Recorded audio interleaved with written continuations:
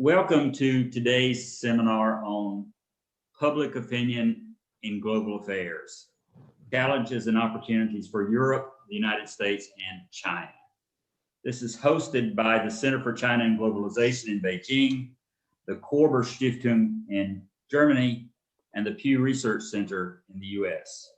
It's really great that we're able to bring together leading scholars from three leading centers of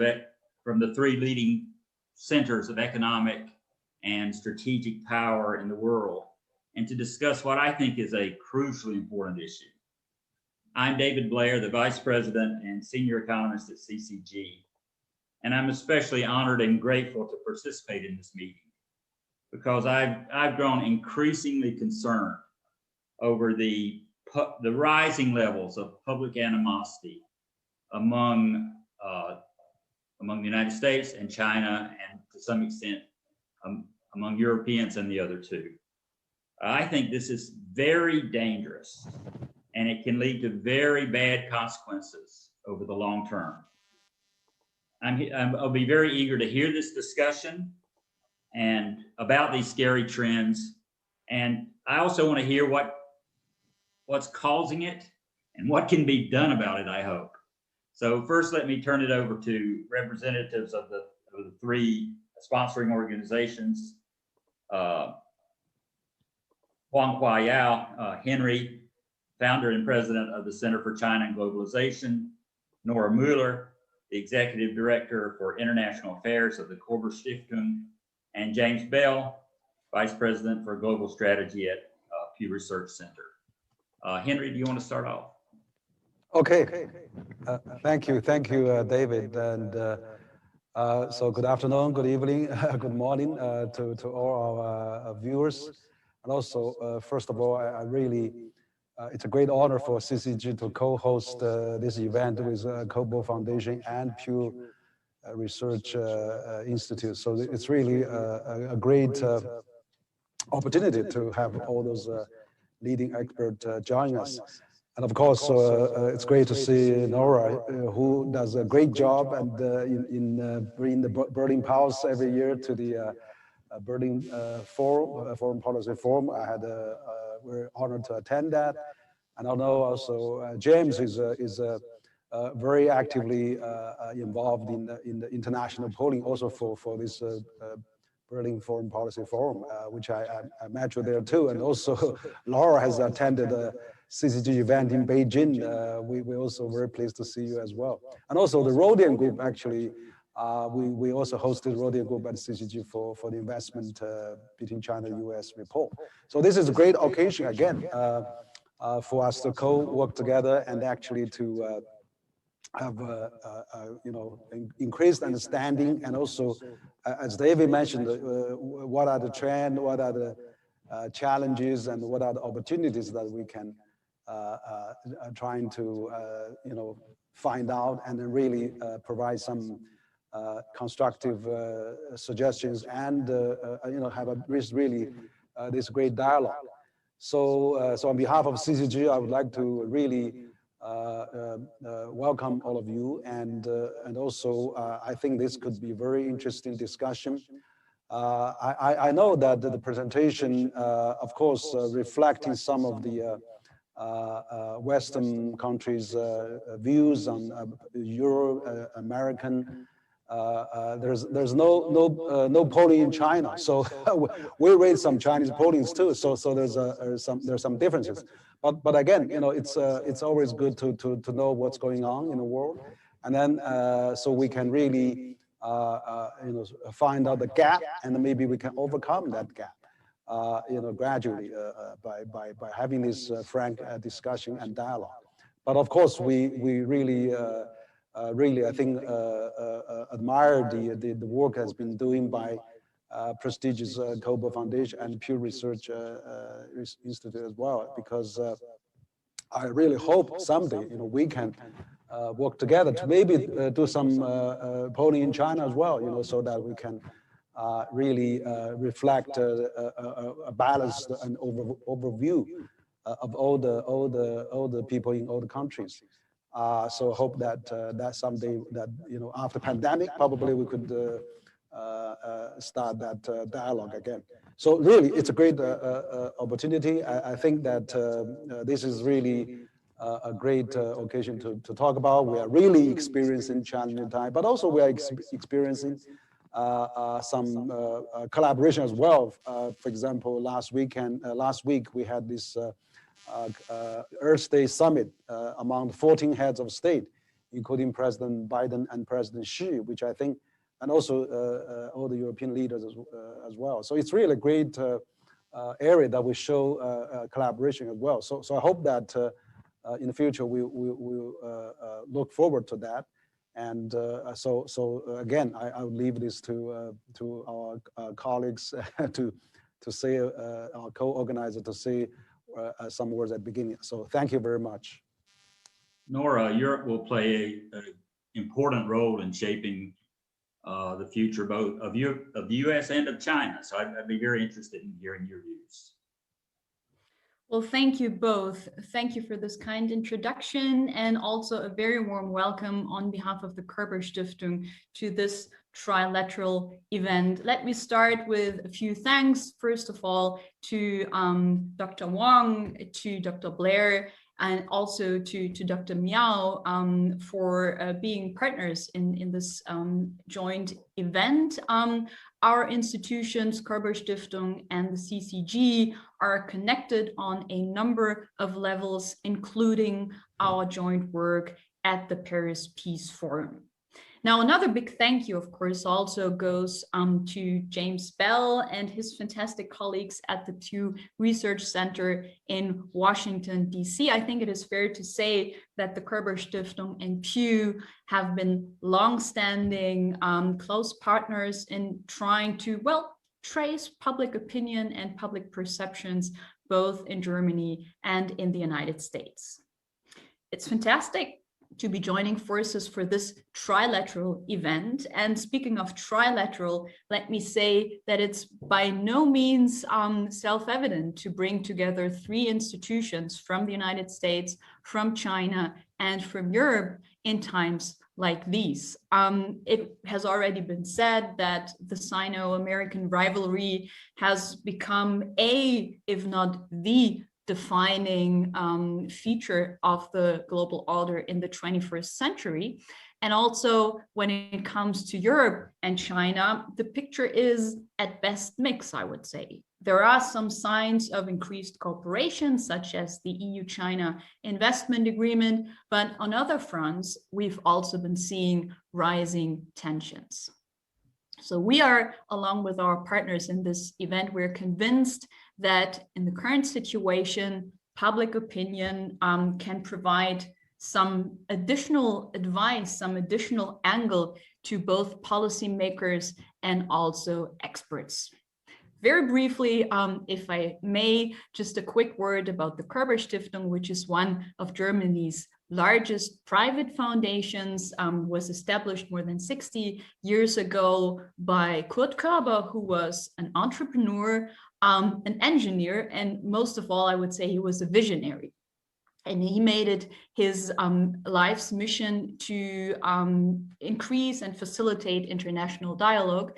And to this day, we try to make a contribution to a better international understanding. Our annual foreign policy flagship publication, the Berlin Pulse, tries to juxtapose international expectations towards Germany with what Germans think about current foreign policy issues. And we've made it a habit to also ask Germans how they see China. And it is interesting to understand that for a long time, the German view on China was pretty neutral. But since around 2017, we've seen quite a deterioration in this view. And we're here with our partners to discuss in a very frank manner what the reasons and what the implications of this trend are. So very much in the spirit of our founder, that it's always better to talk to each other rather than about one another. I am very happy to be here to discuss. And without ado, I wish us all an insightful presentation from Körber-Stiftung. My colleague Julia Ganter will present our results. And without ado, as they say, let me turn it over to Washington to James. James, I'm a longtime consumer of Pew's research, so I'm very glad to have you here today. Thank you. We're not here, you're muted. Yes, so apologies. It's very early here. I'm barely functioning. So thank you, David, and thank you, everyone.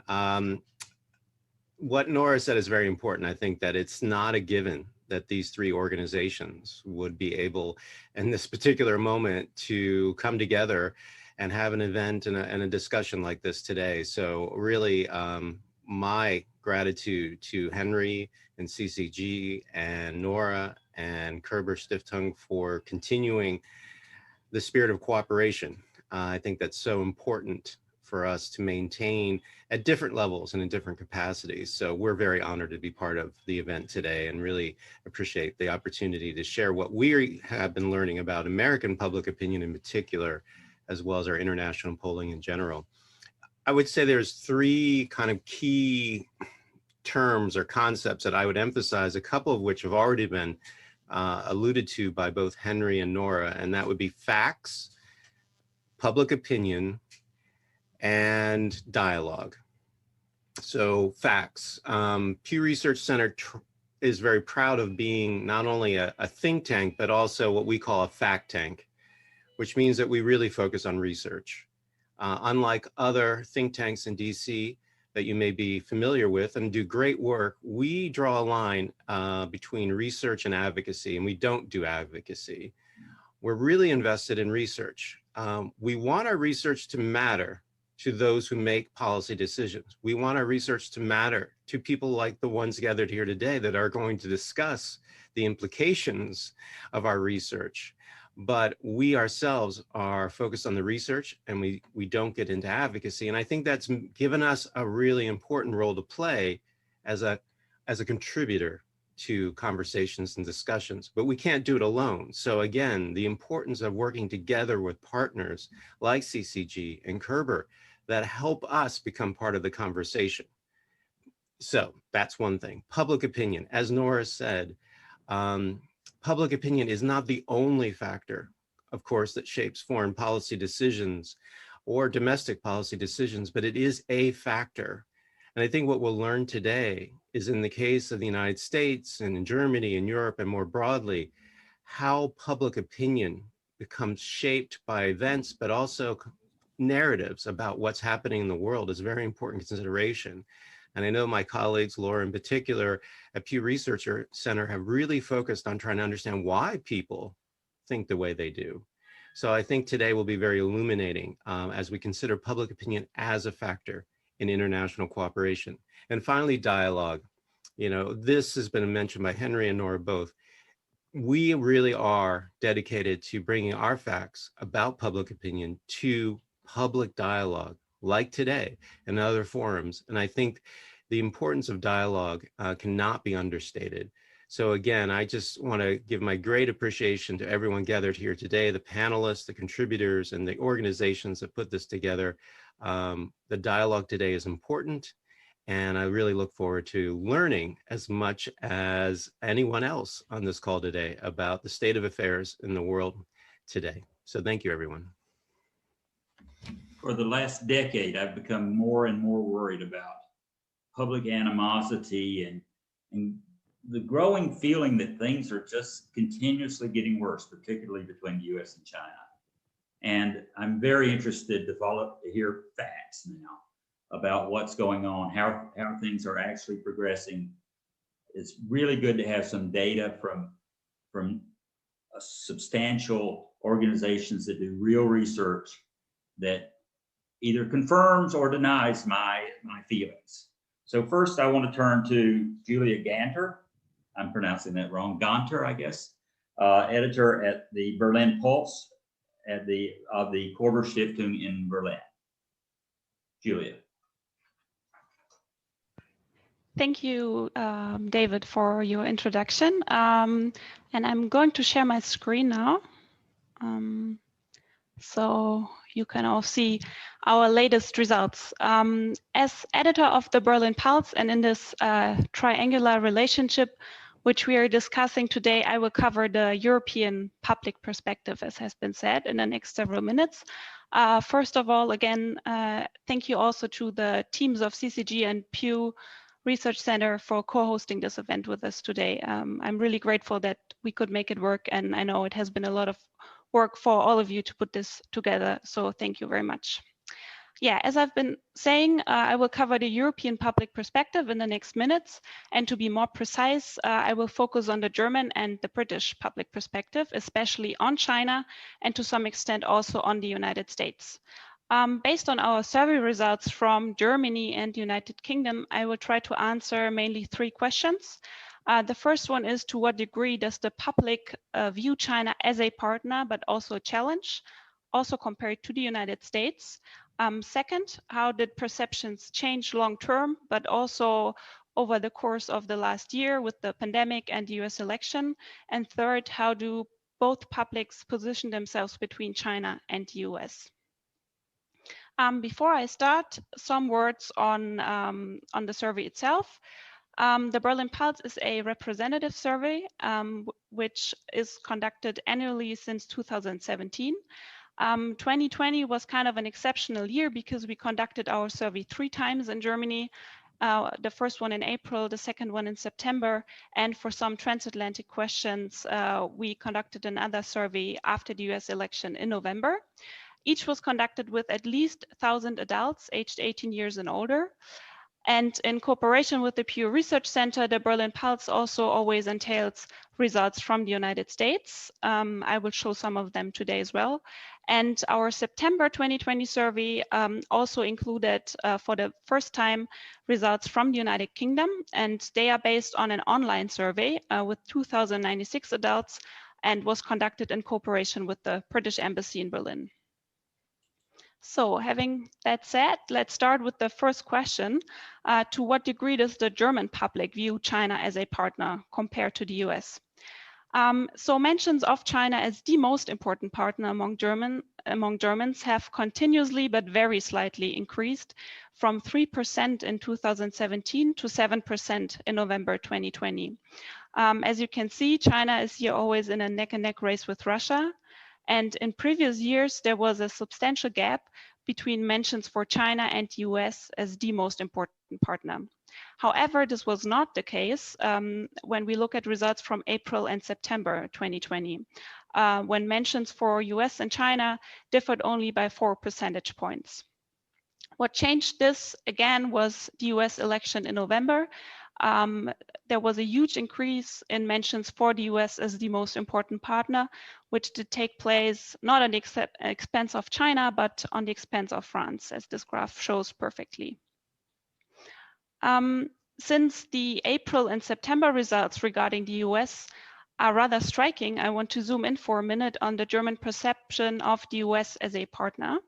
And when we ask Germans more specifically and on different issues, if they see the US as a partner or not, it becomes apparent that with the exception of the protection of European security and preventing Iran from possessing nuclear weapons, a majority of Germans did not perceive the US as a partner in September 2020. This is especially the case when we look at the issue protection of the environment, but also when we look at the issue dealing with China, where less than a third of respondents saw the US as a partner in September. If we compare those results now with responses from the United States, the perception is quite different. And on issues like dealing with China, they're actually the opposite. 6 in 10 Americans said that they see Germany as a partner on this issue, while 6 in 10 Germans said that they do not see the US as a partner on this issue. So you might ask yourself now probably if German perception has not already changed with a new president in office. What I can say to answer this question is that from a public perspective, Donald Trump impacted the US-German relation in a negative way. This is what we saw in our September 2019 survey when we asked Germans how his potential re-election would influence the US-German relationship, and almost 9 in 10 Germans said that it would impact it very or rather negatively. What our results from our November survey show in addition is that a substantial minority, almost 8 out of 10 Germans, thought that the transatlantic partnership will normalize again under President Biden. So this question was posed after the US election in November. So one could assume that the German public perception of the United States as a partner might change, especially on issues like environmental protection, where a fundamental policy change is easily visible at the moment. But if this will really be the case, and how the perception on issues like dealing with China will change as well, or will change at all, remains to be seen in future surveys. When we now juxtapose the importance of the US and China from a German perspective, results were rather surprising because they changed so much in a very short amount of time. We can see that in September 2020, a majority of Germans considered close relations to the US as more important. But when we asked this question in April, the number of Germans saying that close relations with China are more important were almost equal to the number considering close relations with the US as more important. And if we compare those responses now again with responses from September 2019, it looks like responses in April were rather exceptional. The same observation can be made when we look at responses from respondents between 18 and 34. So the youngest respondents we are posing these questions in our survey. However, I decided to zoom in on their responses because US and China were not only equally mentioned within this age group in April, but even more respondents perceived China as more important for Germany than the US, with 46% saying this and 35% naming the closer relations with the US as more important. So you might ask yourself, or at least I asked myself this, what happened in April that, or between April and September, that results changed so much? And of course, our results, they don't tell. But one possible interpretation or explanation could be that in April last year, the COVID-19 pandemic affected the opinion of the US more negatively than opinions of China, which even improved for 1/4 of respondents. And if you remember in April here in Europe, China was perceived as a good crisis manager. The virus was under control, whereas number of cases and deaths in the US increased tremendously. And China was also in the media here due to its distribution of masks and other medical equipment in countries such as Italy. In September, China's so-called mask diplomacy and its general handling of the pandemic were discussed more critically again in Germany. So this could be one amongst, I'm sure, a lot of different explanations that can be made to answer this question I posed before. If we now also look at the British public view on China as a partner, we can see that China is also mentioned by 7% of respondents as the most important partner. So the same as it was the case for Germany. And we can also see that the gap between China and the US is way bigger than in Germany. Every second respondent named the US as the most important partner in the United Kingdom. So I focused on perceptions of partnership and the importance of China and also the US so far. So let's look at the public perception of challenges. And if we look first at Germany, we can see that, and maybe I should say this in the beginning, responses for this question are especially influenced by current events. So shortly before we conducted the survey in September, the biggest refugee camp in Europe burned down. The Russian member of the opposition, Alexei Navalny, was poisoned, and there were mass demonstrations in Belarus. So the peak of the two challenges that were mentioned most, namely refugees and migration policy, as well as Russia and Putin, could be explained by those incidents that happened shortly before we conducted the survey. While the third most mentioned concerned the US and Trump, China was barely mentioned as a challenge by Germans. Only 6% of all mentions referred to China in 2020. However, we can see a development because in 2017, only 1% of Germans named China, sorry, not 1% of Germans, but 1% of responses here given in this question refer to China as a challenge.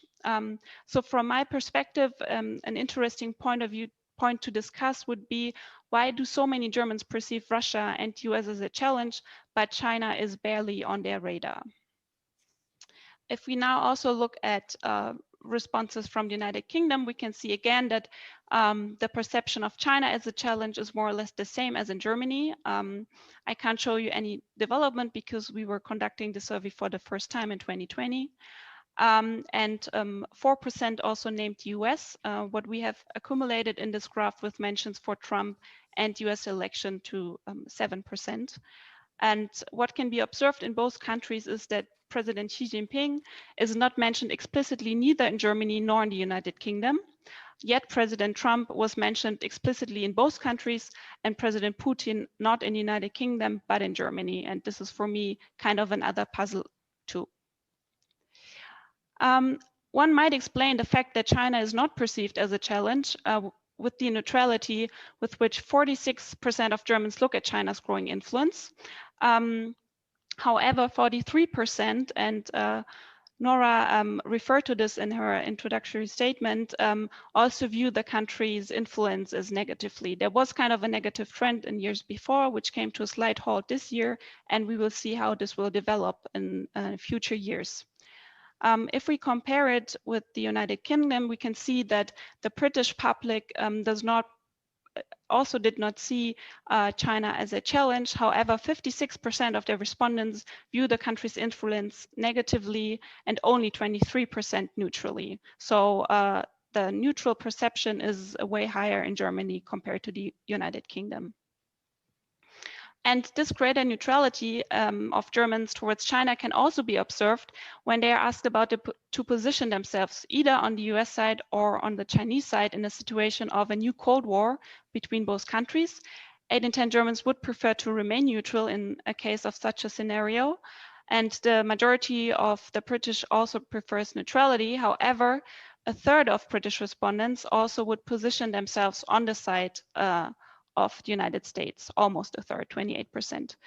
So here again, the importance of the US as the most important partner might become apparent. And before I close, I wanted to show you how likely such a Cold War scenario or confrontation is from a German and American perspective. So Germans are quite divided over this question, but they find it more likely in 2020 than in 2019. And still, with compared to the Americans, more Americans than Germans perceive such a confrontation as a likely scenario. 59% of Americans say that it's somewhat or very likely, whereas 49% of Germans consider it as very or somewhat likely. And there would be a lot of different results I could show and discuss with you here today, but I will stop here because we have limited time. If you're interested to look at more results also from previous years, you can visit our website. And yeah, all that said, I hand over to Laura from the Pew Research Center, and I thank you for your attention, and I'm looking forward to our discussion later on. Thank you. Thank you, Julia. That was very extensive research. Your last slide was especially depressing. I wondered if the group could, as we go on in this discussion, think about whether the likelihood of a Cold War is actually made worse by thinking by people, by public opinion, believing there's a likelihood of a Cold War. I think that's a really crucial issue all our countries need to be thinking about over the next 5 years. Now let's turn to Laura Silver. She's a senior researcher at the Pew Research Center. Laura, I'm very interested to hear American views of China. although I may be further depressed, but thank you. Perhaps. Thank you so much, everyone, for joining this morning or afternoon or evening, depending on where you're tuning in from. And it's great to have followed such an interesting presentation from Yulia. I think our presentations really complement one another. Jim mentioned already a little bit about who we are, the Pew Research Center, but just to stress, we're a nonprofit fact tank that informs the public about issues, attitudes, and trends. Most of what I'm going to share with you today comes from a particular survey that we conducted in the United States at the beginning of February. We did it using the center's proprietary online panel called the American Trends Panel. It's a nationally representative survey, but we do field it online. I'm happy to answer any questions about methodology in the question and answer section. But I want to start with one of the starkest findings that we have, which is essentially that when you ask Americans using a feeling thermometer, where 0 is the coldest rating that they can give to China and 100 is the warmest rating, when we ask them to do this, we've seen a sharp uptake in the percent of Americans who have cold feelings towards China. In 2021, we found that 67% of people had cold feelings towards China, including 47% of people who gave China a rating under 25, which we term very cold. And in fact, around a quarter of Americans actually gave China a 0 on this scale, which ranged from 0 to 100. So you can see this is up sharply from 2018, when only around a quarter of Americans had very cold feelings towards China, and only around 10% said that they had a feeling that was a 0 on this scale. I also want to stress that this change when it comes to China is relatively unique. We asked about 4 different countries in the Asia Pacific region in both 2018 and 2021. And here you're looking at the mean rating, whereas a mean of 42 was given to China in 2018, it was 28 and much colder in 2021, whereas views of all of the other countries we asked about didn't shift at all, including North Korea, where a mean of 21 kind of gave North Korea negative ratings back in both years. Looking under the hood a little bit about who has negative views of China, it's interesting to look at some of the patterns. One thing that we've seen relatively consistently in our polling, and we saw again in 2021, is that older Americans tend to have much more negative views of China than younger Americans. On the other hand, we see very few educational differences. Those who have a college degree or more in the US are about as likely to say that they have cold ratings towards China as those with no college degree. And we do see partisan differences, and we somewhat regularly see these differences, but it's important to note that a majority of both Democrats and Republicans have cold views towards China today. 79% of Republicans versus 61% of Democrats. Some of the partisan differences are also visible when it comes to the issue of whether or not China is a partner, competitor, or enemy. On balance, in the whole public, we see that only 9% of Americans deem China to be a partner of the United States, whereas 55% consider it to be a competitor and another 34% consider it to be an enemy. But some of these same patterns are evident, where older people are much more likely to consider China an enemy than younger Americans. Very slight educational differences at most, but very sharp partisan differences here. You can see that slightly more than half of Republicans term China an enemy, whereas only around 20% of Democrats say the same. And when it comes to people who identify as conservative Republicans, it's even more severe, where around 2/3 of them consider China to be an enemy. But one thing that's important to think about is, what do people mean when they talk about China?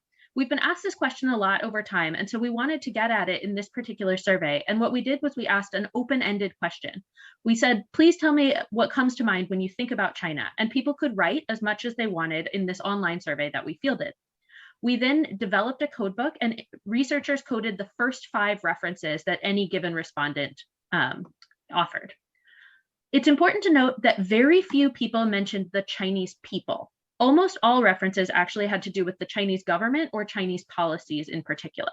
So people were not a top issue, and to the degree that they came up, they tended to come up positively. In fact, some respondents would say things along the lines of, I don't like the government, but I like the Chinese people, putting both in juxtaposition. But I want to show you what we found when we coded all of the references. First, a handful of topics are top of mind for Americans. The most salient ones tend to be human rights and the economy, which around 1 in 5 Americans mention. When it comes to human rights, the bulk of those had to do with a lack of freedoms, where people would reference that they perceived that China did not have freedom of speech, freedom of religion, or freedom of protest. But some specifically dealt with issues related to Xinjiang. Around 1 in 5 also dealt with the with the Chinese economy. Some of these were statements, factual statements, such as most things are made in China, or China is a major manufacturing hub, or China has enormously high growth rate and has pulled many people out of poverty. Others were more critical, such as the issue of bad products or knockoffs. And then still slightly fewer than 1 in 5 reference the political system, the idea that China is a dictatorship or authoritarian, or specifically talked about the CCP. Fewer mentioned the concept of threats and China wanting to be the most powerful country in the world, or mentioned the US-China relationship in particular, the idea that China hurts the US economy or is a threat to the US. Still fewer mentioned issues like COVID-19 or the general size of China's population. And as you can see, very few people mentioned anything that was just generically positive about China. But what are the specific issues Americans perceive in the bilateral relationship? We asked a number of questions on this particular survey about whether or not certain issues were very serious, somewhat serious, not too serious, or not serious at all problems for the United States. And here you can see all of those questions that we asked. The issue that stands out most for Americans is the issue of cyber attacks, where 65% call this a very serious problem for the US. But around half also highlight a few other issues: the loss of US jobs to China, China's growing military power, China's policy on human rights, and then issues like China's growing technological power. Things that are slightly less salient, though, are the US trade deficit with China. If someone wouldn't mind muting, that would be great. 43% mentioned the US trade deficit with China. If you don't have your computer on mute, you wouldn't mind, that would be great. And then when it comes to two issues that are not particularly salient, we asked about tensions between mainland China and Hong Kong and tensions between mainland China and Taiwan, which only around 3 in 10 tend to say are very serious problems. It's important to note that many of these issues are seen as more... I think I was just muted, but the noise isn't coming from my end. Perfect, thank you. Sorry, just to continue. Around 3 in 10 said that tensions between mainland China and Hong Kong and tensions between mainland China and Taiwan are very serious issues. The sense that many of these problems are very serious actually has increased just over the past year between March of 2020 and February of 2021, but much of the increase actually came among Republicans. So how does this stack up to other foreign policy priorities that Americans might have? We asked a full battery of 20 different items, and I'll show you them in a moment. But one of the questions that we asked was whether or not limiting China's power and influence should be a top foreign policy priority for America, an important but not a top foreign policy priority, or not a priority at all. And you can see that there was a sharp uptick in the percent of Americans who say it should be a top priority from 2018 to 2021, rising from 32% in 2018 to 48% in 2021. And while it's gone up among partisans on both sides of the aisle, we see a sharper increase among Republicans. Today, 63% of Republicans believe that limiting China's power and influence should be a top priority, compared to 36% of Democrats. When it comes to Republicans in particular, this places China as a top 5 foreign policy priority. Here you can see the full battery that we asked about. So the only things that are considered more of a top priority for Republicans include protecting the jobs of American workers, taking measures to protect the US from terrorist attacks, maintaining the US military advantage over all other countries, and reducing illegal immigration into the US. Limiting the power and influence of China for Republicans is also considered to be more important than limiting the power and influence of Iran, which you see 51% of people say, North Korea, which 45% of people say, and Russia, which 33% of people say. In contrast, when it comes to Democrats, this is not a top foreign policy priority. In fact, it ranks much lower among the full global list, and it actually ranks lower than the issue of limiting the power and influence of Russia, which 50% of people say, and is neck and neck with North Korea, which 37% of people say. So it's important to note that when it comes to the overall importance of China, it does differ quite a bit between Republicans and Democrats in our country. One thing to note, though, is that Democrats themselves are more likely to say that promoting and defending human rights in other countries is a top foreign policy priority. 42% of Democrats say this. And when I turn to a slide in a moment about issues of human rights, it's important to note that this is one of the very few issues where there is no partisan difference in the United States. given the importance that Republicans place on limiting China, and given the importance that Democrats place on human rights. So I want to conclude with a look at 3 specific policy priorities. And clearly, there are myriad priorities that we weren't able to poll about, and we hope to continue this research on other specific policy priorities that Americans might value. But we did ask about 3 specific things, and it's interesting to look at kind of the strength Americans place behind combating China in different regards. The question that we asked was about our economic and trade policy toward China.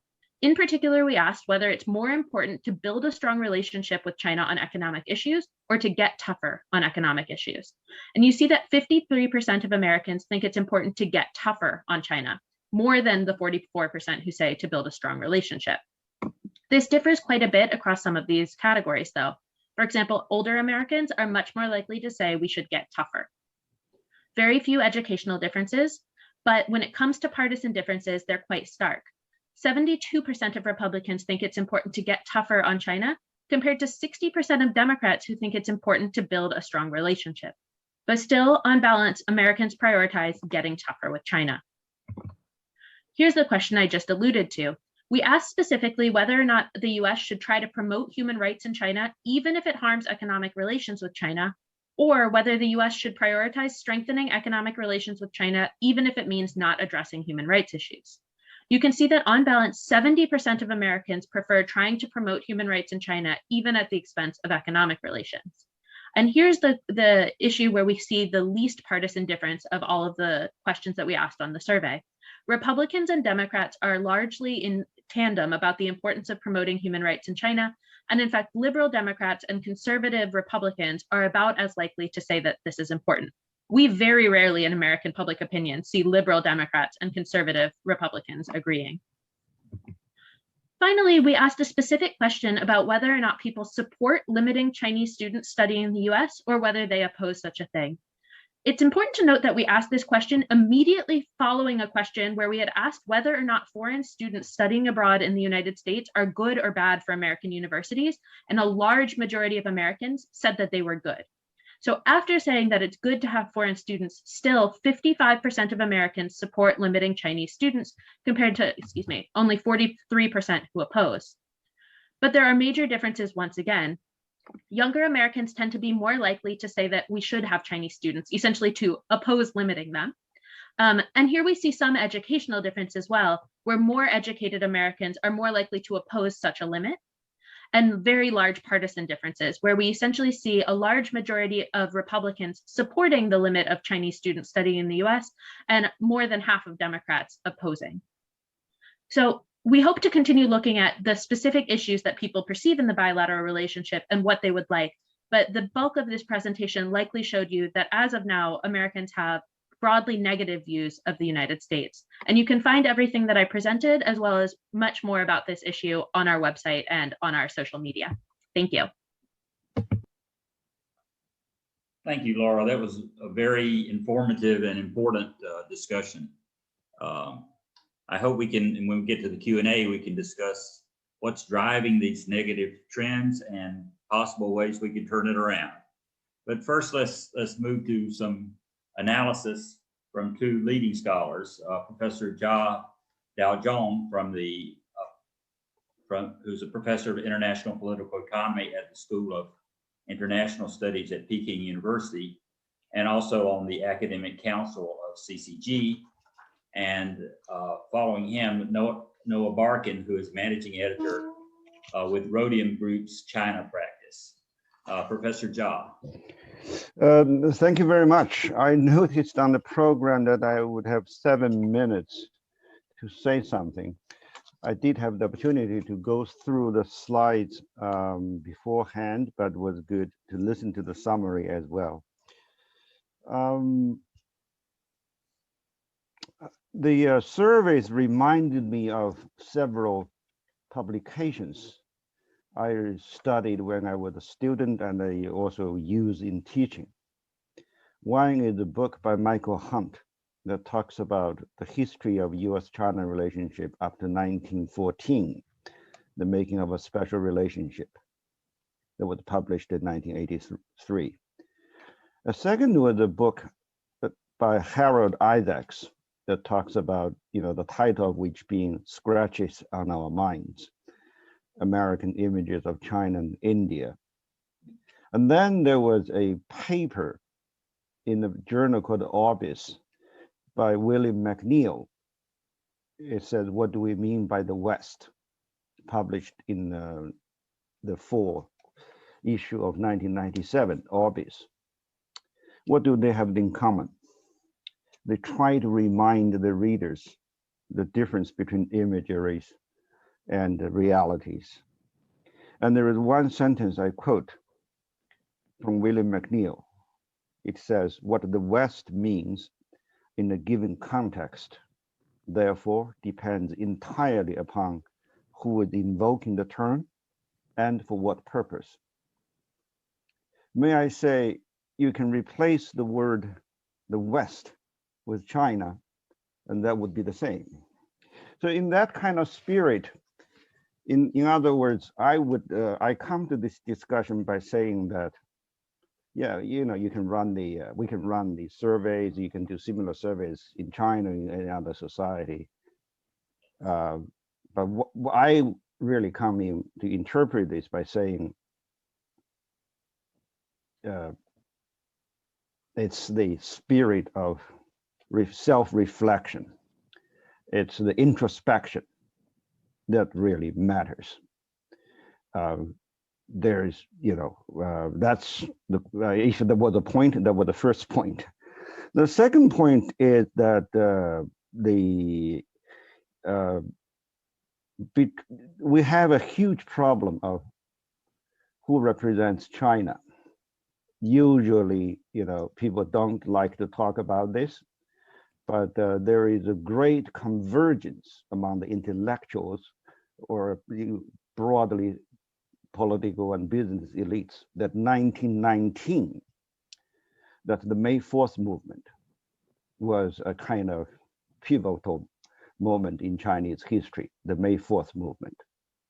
The two lessons out of that was you got to have a strong central government at home, strengthen, and then you have to reject, what was considered the normal international order of the day, that was colonialism. So it's very wrong. Let me put it this way, very in strong words, in no unmistaken words, to somehow paint the Chinese Communist Party today as an alien ideology, as something that's strange, as something that's so un-Chinese. The CCPs, the way they introduce the language may sound strange, and much of the CCP vocabulary comes through translation from Japanese or Russian or Czech or whatever. And that it may sound, but the essence of having strength at home and being at the table rather than being on the table when it's on international affairs, that gathered, space, that sentiment, should I say, was formed in 1919 and had continued, and the CCP rides on that. I think it's, I may not be in the politically correct, but either in the Western context or in the Chinese context, but I think that's very important to bear in mind. And secondly, our diplomats suffer from a, should I say, poverty of intellectual, institutional memories. We had some 80 years of no participation whatsoever in shaping the international rules or agreements. The generation of Chinese diplomats that did, partake in writing the rules for the United Nations, one of the Chinese diplomats was instrumental in creating the World Health Organization. That generation of diplomats either left China or they went to Taiwan. Our first generation of diplomats after the communists took power, most of them were illiterate. They were army soldiers, generals. So what I'm really trying to say is that, you have these international rules, you have these, what you in Europe you call norms, but those things get passed on through word of mouth, through the families, of diplomats, but China does not have that. And so it is, you know, I, as a scholar, try my best to remind students of mine who are, you know, who in these foreign services that they should be more modest. But on the contrary, a lot of times that sense of humility is lost. And now you also have a kind of arrogance that comes from a lack of knowledge about how others have come through in terms of relating to each other, in terms of building up the world today. But of course, I'm not really talking about asking for sympathy. But at the more philosophical level, in addition to that absence of institutional or thinness, lack of institutional memory, is that here in China, international studies, international relations continues to be taught as a matter of, let's say, nation state. It's more sort of at the border issues. At the border, we deal with each other. I don't touch, you know, it's a different way of talking about non-interference in domestic affairs. There is very little sense about relating to another country behind the borders in terms of religion or in terms of class. There's very little sense of solidarity. You have a gay pride, let's say, movement somewhere, you know, or you have a George, what's his name? George Floyd, right? That generates sympathetic marches in the streets of Tokyo, Sydney, but not here in China. It's not that the communists don't tell them. Probably some in the government would like to see some of them, but it's very hard for people to relate to them in that sense. But then, in addition to that, the representation of China, you know, I don't know why, but it's a fact that we have never had a good relationship with the foreign journalists. It's overwhelmingly negative. You just, you know, open any page, you can't. And then we don't have lobbyists, or the lobbyists are not really that good at it. And earlier there was a mentioning of Hong Kong, Taiwan, or for that matter, Xinjiang. I constantly get reminded of the issue of Burma. If you remember, for some decades, Burma featured very large in US situations. You know, a generation of Burmese lobbyists, including the exiles themselves, were very effective. But this time around, you know, that generation either got naturalized or they had other pursuits. You don't really have that much of it. So what I'm really trying to get at is that we need to be all mindful of this rhetoric-driven or this sentiment-driven policy making or policy discussions. The pandemic makes it worse, and then you have, you know, fundamental changes in the way domestic policies made in both countries. But the real risk is, let's say, for each society, China or Germany for that matter, or UK or EU or the United States or Canada, is that we continue to, you know,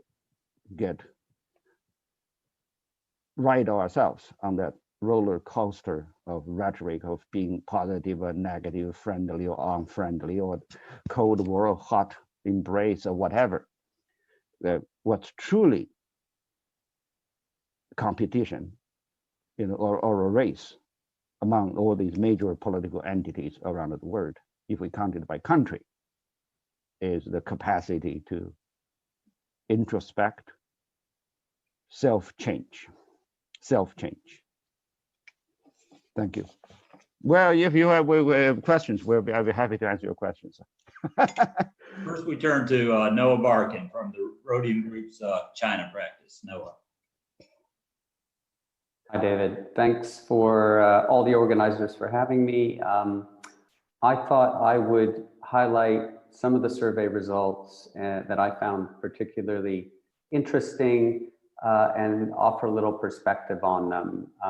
The caveat being, I am American, but I've lived in Europe for over 20 years, most of that in Berlin. So my perspective is probably more Berliner than it is American at this point. So first of all, I think in looking at the Körber survey, I think it's very interesting that Germans do not see China as one of the big foreign policy challenges. Julia mentioned this, just 6% of Germans list China as a major challenge. That compares to roughly 25% each for Russia and the US. So I think it's worth asking why that is. I think, well, first, relations with the US and Russia are simply more tangible to most Germans and probably most Europeans. There's an emotional attachment to these countries, whether positive or negative, which simply doesn't exist with China. But my main point here is that I think this is changing. China is increasingly seen as an economic challenge, but also more a broader challenge, as a sort of systemic political challenge. In China, we have a one-party state that is, I think, wielding more power and influence at home and abroad than it ever has, or certainly has in a long time. This is why the EU now calls China a systemic rival. Now, I don't think European leaders have framed the relationship with China in this way, in the same way that American leaders have. But I do think we could see a change in tone under a new German government in Berlin, for example. There is a German election in less than half a year. Parties like the Greens that are now leading in the polls, surprising quite a few people, have signaled that they see this sort of ideological competition as a major challenge to Germany, to Europe, to Western values. So my expectation is that this will not stay down at 6% going forward. Another point, another interesting aspect of this survey, the Körber survey that jumps out at me, and I think this has shown up in other polls as well, is the desire of Germans to stay neutral in any US-China competition, in any Cold War 2.0. 82% of Germans say that the country should side with neither the US and China. I think this is mainly a reflection of the fact that Germany is a country that was on the front line of the last Cold War, a country that was divided between the Western and Eastern blocs, that had a wall running through Berlin, and it simply doesn't want another Cold War. Second, I think that while it may be understandable on many levels not to want to be sucked into this US-China confrontation, I think if we're honest with ourselves, it's going to be very difficult for countries like Germany and other countries in Europe to sort of sit on the fence or stay neutral in this competition. We've already seen on issues like 5G, Huawei, Europe being squeezed between China and the US.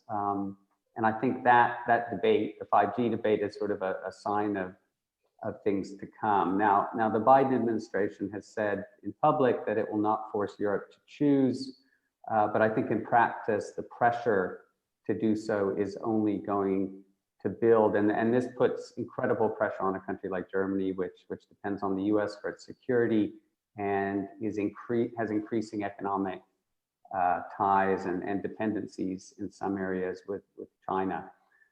The last point I wanted to make is a broader point about how Europeans view the US and China. We've seen large fluctuations in how Europeans view the US, I think, over the past couple decades.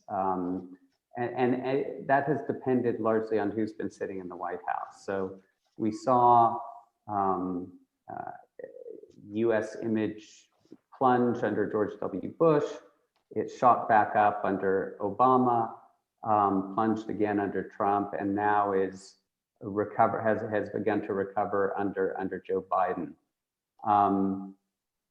I mean, overall, I do think the U.S. image has been severely damaged over the past decades. Trump was certainly disastrous for America's image abroad. I think that damage will be lasting, but the U.S. has shown an ability to sort of correct itself. You know, just a few months ago, the U.S. was a basket case. It's seen as a basket case in terms of coping with the COVID-19 pandemic. Now it is doing fairly well, and the perception of the U.S. is recovering. A change in the White House has certainly helped. I would be more worried if I was sitting in Beijing. I think the views of China have soured substantially over the past years in Europe, and there are many reasons for that. David, you talked about the need to sort of talk about these reasons. You know, it's everything from Xinjiang, Hong Kong, some of the aggressive diplomacy that we've seen during the pandemic. And I think it will be a bigger challenge for China and China's leaders to correct that image than perhaps it has been for the US. And honestly, these days one wonders whether China's leaders really want to correct that image, whether they care about that. So I do think, and this is sort of a cautionary message. I do think the view of China, this view of China is taking hold, and it will be very, I think, increasingly very difficult to change. So I will end it there and kick it back to you, David. Thank you. This has been a great discussion. We have time for just a few questions and a bit more discussion. Let me take the moderator's privilege of asking the first question. Maybe it's two related questions. I'm a big fan of Sting's song from the early 1980s called "I Hope the Russians Love Their Children Too." That was during the height of the Cold War. And what it illustrated was how ignorant Americans and probably Europeans were about what life was actually like in the Soviet Union. My perception is that Americans, they may have opinions about China, but those opinions are not very stable because they have almost no knowledge of what China is really like or what's actually going on in China. Do you have some way of measuring that in polling data? And related to that, I wonder, I was thinking about Graham Allison's work on the Thucydides trap. And I wondered if there was any data on British and German opinions about each other in the decade prior to the start of the First World War, and whether we saw a deterioration in those opinions, which in turn made that war possible. So I'll throw that up to anybody who has a point about it. I'm happy to answer the first question, which I think it's really important to think about the different ways that anyone, but I'll speak about Americans in particular, how people can form opinions about foreign countries. There are really only 2 or 3 different ways that one can do that.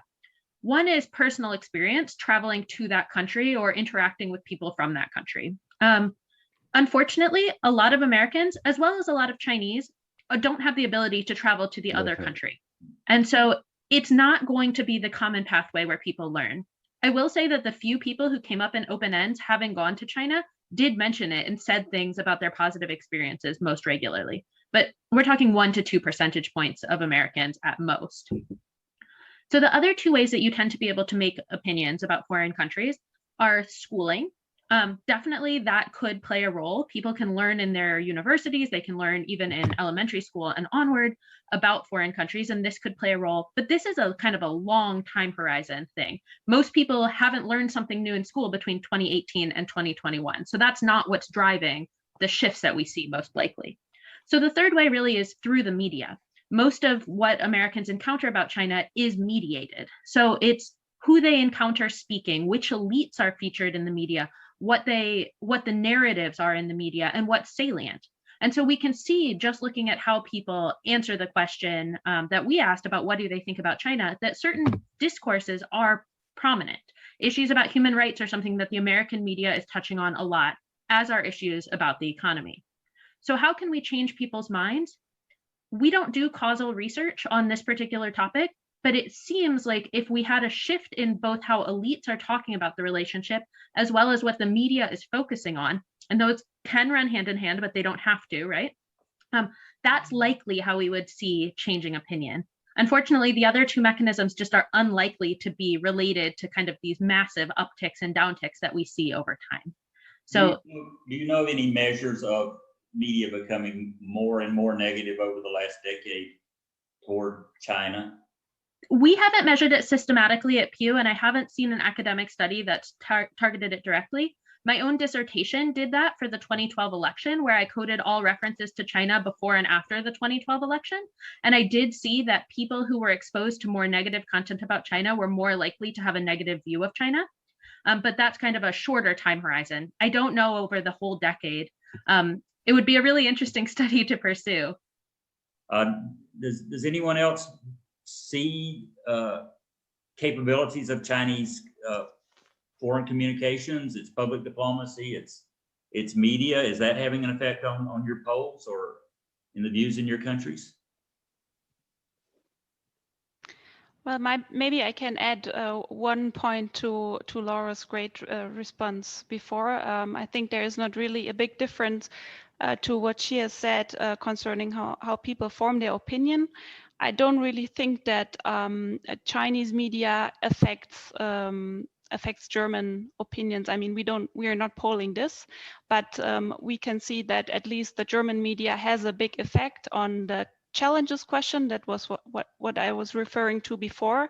But interestingly, it did not have such a huge effect on perception of China as a challenge. I mean, the increase of the perception as China as a challenge was very, very slightly over the course of the past year, while we observed peaks regarding Russia and the United States. So China doesn't seem to be that much affected by media coverage because we didn't see these peaks in this regard, and there was some critical media coverage in September also in regards to China. So yeah, maybe I end it here.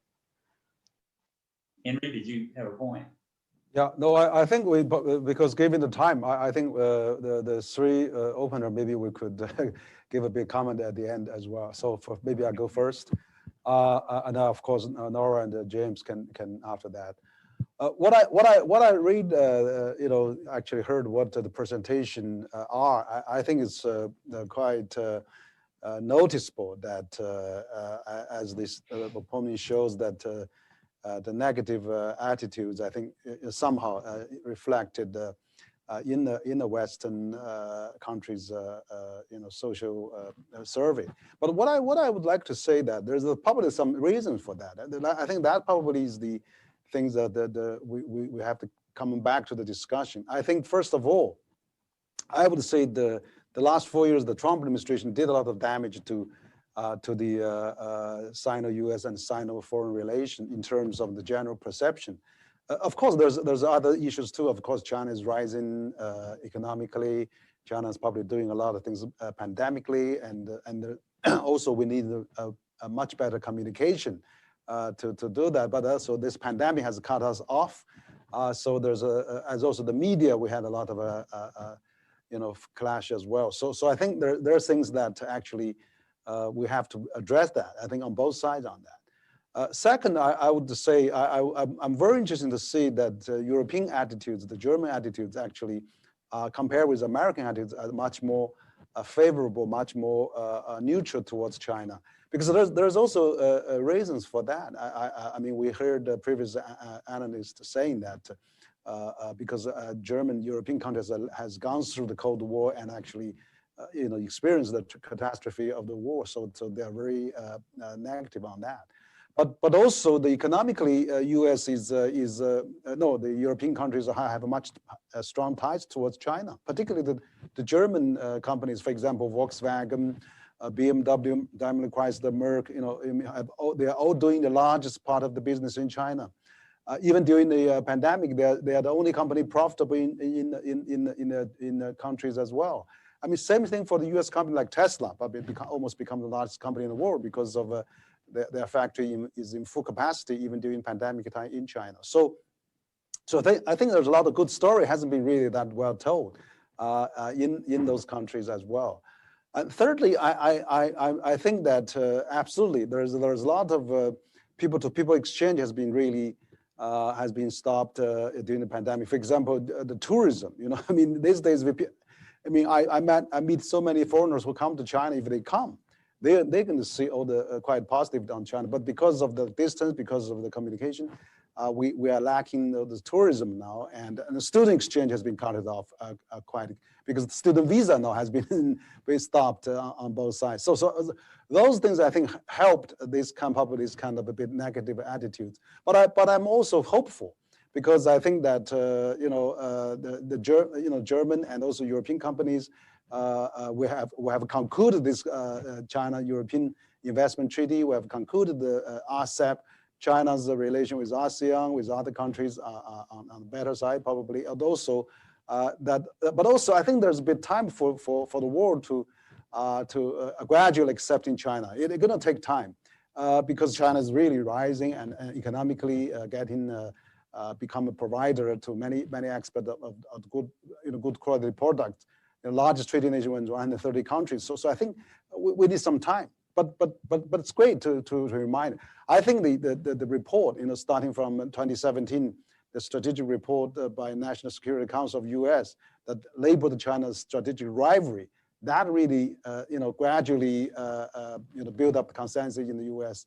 So it's probably still a heavy work ahead of us I think for all of us to really change that bit, and then I think the climate change summit is a great example between President Xi and President Trump, President Biden, and also all the other 40 heads of the international community. I think we need to work up some trust on some low-hanging fruit. Infrastructure could be another one. Pandemic fighting could be another one. And also we'll see G20 coming up. So I hope that we will stabilize that at least, but not going to see further deterioration of that. So I think this kind of frank dialogue is useful, but we really need to work on both sides to improve on that. Thank you. James, would you like to sum up the view from the U.S.? No, I don't want to even try to sum up the view from the U.S. That's not my job, but thanks for giving me that chance, David. I just want to say, again, thanks to everyone who's participated in a really fascinating conversation. Just a few points. One, actually, my career started focused on U.S.-Soviet and then U.S.-Russian relations. And I would say that, as Professor Zhang said, I mean, there are lessons to be learned from history. This is not unique to what we're talking about today. Mirror imaging is what comes to mind. And so I think, the work that we've done at Pew Research Center, and Laura in particular has led, we're really trying, again, to understand the framing. And I do think that getting past mirror imaging is important. So if we only look at the US and China, and that's why bringing Körber and their research in Europe is really important, what are the multiple perspectives on China today, and the US and the EU and Germany, for example? And I would just stress that's why we're committed at the Pew Research Center to cross-national comparative research. Because if we only look at it from one country's point of view or one public's point of view, I do think we can get trapped in what seems to be inevitable logic of those views, right? And they can have a basis in fact, and they can have a basis in perception, but it's only one view. So I think that comparative aspect is hugely important. And then in terms of public opinion, I would just encourage us all to hopefully avoid what I have seen more than once, which is that public opinion becomes something to be almost feared or something to either avoid or manipulate. And yet I think our focus, and what I think I've heard a lot of today, is that it's actually an avenue for understanding. It is an opportunity for us to really better and more fully comprehend what is driving attitudes and what is influencing to some degree political decisions at the highest levels. And if we treat it in that respect, I think what Henry said earlier is my highest and most passionate dream in many ways. Can we start to include Chinese public opinion in these kinds of dialogues so that it is a factor in understanding from this multi-country, cross-national comparative perspective through high quality, rigorous research, what are the public attitudes in these different countries? And that we bring in a perspective that I think Americans are not aware of, how Chinese citizens see the globe. We don't really understand that well. So I think we got a great start today. We're taking public opinion seriously, having a multilateral conversation dialogue. I just want us to continue it and add actually more data and facts to the conversation. So thank you all again. Nora, as the representative of a more balanced region, would you like to have the final word? Thank you. Thank you very much, David. Wow, that's a heavy burden on my shoulders, especially because every important argument was already presented here in this conversation. So to wrap this up, let me just thank all of you for joining this effort, which was, I think, extremely fruitful. I can only concur with James when it comes to the importance of public opinion as probably not the tool, but an important tool when it comes to crafting policy. From a European and from a German point of view, I would say, yes, Germans tend to be less skeptical on China as maybe other European nations, but I also agree with Noah that we should track this very carefully because the trajectory seems to go in a negative direction, also against the backdrop of much greater transatlantic convergence also on China more recently. And this, of course, also has an effect on public opinion, at least in the medium to longer term, I would say. So this is something to be watched. And I look forward to, continue working with all of you on those important issues and topics. And now for a very final word of wisdom, back to our moderator, to David. Well, thank you all very much for participating. This has been a great conversation on what I think is a really important topic during a period where the world is going through many different kinds of transitions. Getting public opinion right and having clear understandings of different civilizations will be important, I think, in shaping the next decade. And if we get it wrong, it could be a very dangerous decade. I hope this is the first of many such events between the Center for China and Globalization and the Körber-Stiftung and the Pew Research Center. This has been very fruitful, and I very much enjoyed participating. Thank you very much. Thank you, all of them. Thank you.